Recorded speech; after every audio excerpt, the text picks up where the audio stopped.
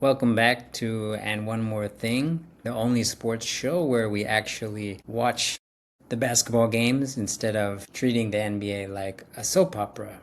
ESPN, Stephen A. Smith. So we have a packed show today. We need to talk about my Sixers, who I cannot be happy with enough as a Philly fan, and why the reigning champion New York Knicks might have literally broken and rebuilt the NBA blueprint as we know it, and why the Washington Wizards have managed to match their brand new hideous uniforms with an equally hideous rookie attitude in AJ Dybantsa.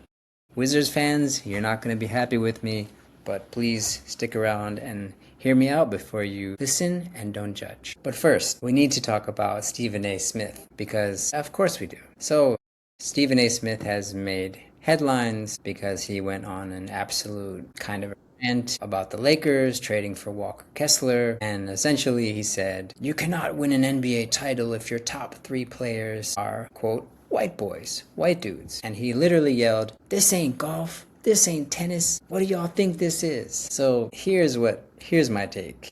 And naturally the internet did what it always does. It overreacts. Everyone is sensitive. Everyone has something to say. And, all of a sudden overnight, Stephen A. Smith is considered a racist. Now, I want to be clear how I think about this. And this will show you guys how what kind of show this is, because I don't think Stephen A. Smith is a racist, not even close.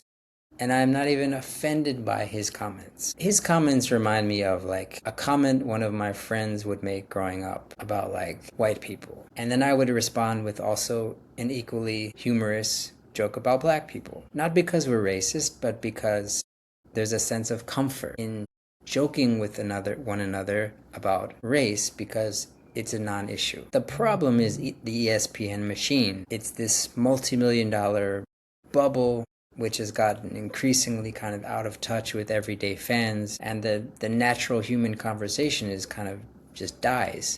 And it's all about hot takes and attention seeking, and that is all that matters. That's why you have Kendrick Perkins. I mean, the amount of things Kendrick Perkins has said that are just absolutely crazy is uncountable. And Stephen A. Smith is falling into the same trap. I loved him when he worked for the Philadelphia Inquirer, but now he's become the kind of person that just says crazy things for attention, for aggregators. And that is exactly what ESPN wants. They want the most ridiculous, inflammatory takes possible. So he's not looking at tape or talking about basketball. He's looking for engagement. That is why channels like this and more kind of grassroots channels are becoming more popular, because people want real conversation. They want real people. They want real media. And it's also the problem of like people pushed back and they said, that sounds racist. And at that point, as a trained media personality, you should say sorry.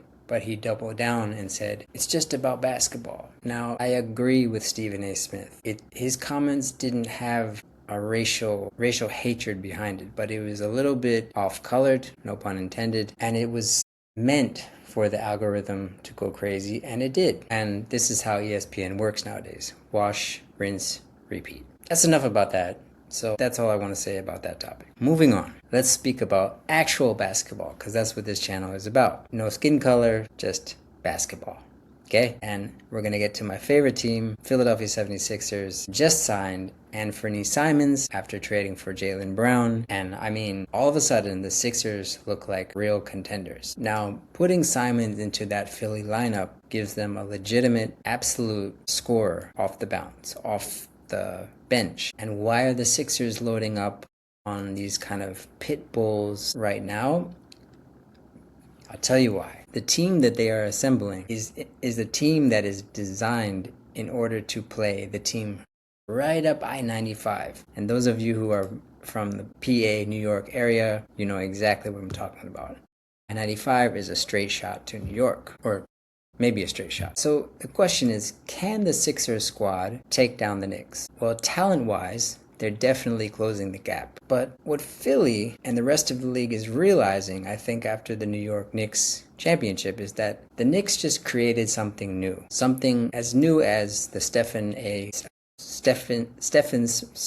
Stephen Curry, sorry, his game revamped basketball. And the Knicks did just that, because in the past, the league was obsessed with the big three, where like 3 stars take up all your salary cap, and if one of those stars tweaks his ankle in March, the whole franchise will collapse. So what did the Knicks do? They built an all-around team, and they emphasized chemistry, and they emphasized physicality. A 9-deep team full of dogs who don't care about their stats, guys like Josh Hart, OG Anunoby, and they put the ball in Jalen Brunson's hands. And people used to think there's no way a point guard, unless you're Stephen Curry, can win a championship. But they proved the league wrong. So depth, durability, defensive identity, that is the new blueprint for the NBA. And the super team idea is now dead. So welcome to 2026. Now this leads me to more craziness that's happened in the offseason. Some franchises continue to lose their minds. So Portland, Memphis, I genuinely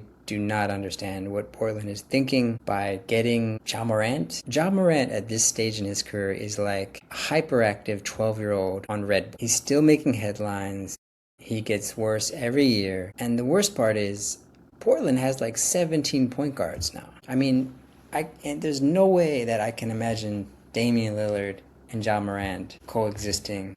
I just don't get it. They have a lot of talent, but they are going to need a full-time counselor on their bench. So I've always liked the Blazers. I love their uniforms. Actually, they've always been one of my favorite teams besides the Sixers, so I wish them well. Speaking of uniforms, that leads me to the next point about the Washington Wizards, who, I mean, first of all, who approved these uniforms? It's as if they designed their uniform using the free version of ChatGPT, and the prompt was like, generate a design that looks like a cheap varsity high school basketball team's uniform. You know those uniforms that some high school teams have where they're like basically just gym shirts that they've used as uniforms? That's what their jerseys look like. I mean, even the colors don't go together. There's like red, white, and gold. It's weird. And Washington has never had a good uniform, as far as I can understand. Their uniforms are horrible, and so is their number 1 pick. Now, Wizards fans, you're gonna hate me, but I'm just not feeling AJ Dybantsa. So it started with him asking for Trae Young's number. And I heard some interview where he's like, I'm a star, I've had a camera in my face since I'm 13, and Trae Young, give me that. I'm gonna need that number 3. It's like, buddy, you haven't even went to the NBA yet. What are you talking about? Imagine the audacity to ask an all-star, a veteran player who's solidified himself in the league, whatever you want to think of Trae Young, he's a veteran and he's not nobody. And the rookie, number 1 pick, is just like, I need your number. That's disrespectful. And I get it. He's a generational talent, but he hasn't played a single NBA game, yet he's acting like Kobe Bryant. And I was just watching him talk, and I was just like, there's something about this guy that just rubs me the wrong way. He's too polished. He's too confident. He's doing too much. Like he was a correspondent for the NBA Finals, and then I saw that he flew to France to buy his suit for the draft. Why do you need to fly to France to buy a suit? And I did some more deep diving, and this is the part that really made me not like him. He said on an interview with The Breakfast Club, he said, I'm just a swaggy kind of guy. I swear, that's a quote. You can look it up. First of all, those words should never come out of someone's mouth. I'm just a swaggy type of guy. So there's a difference between being humble and a psychotic killer mindset of like an Anthony Edwards, and then just being this arrogant teenager who thinks the league owes him because he's the number 1 pick. And then his rationale, like, I'm gonna take number 4 now because I'm the number 1 pick. 3 + 1 is 4. Like, now he's like a mathematician, And the last thing I'll say about him, that you can search this.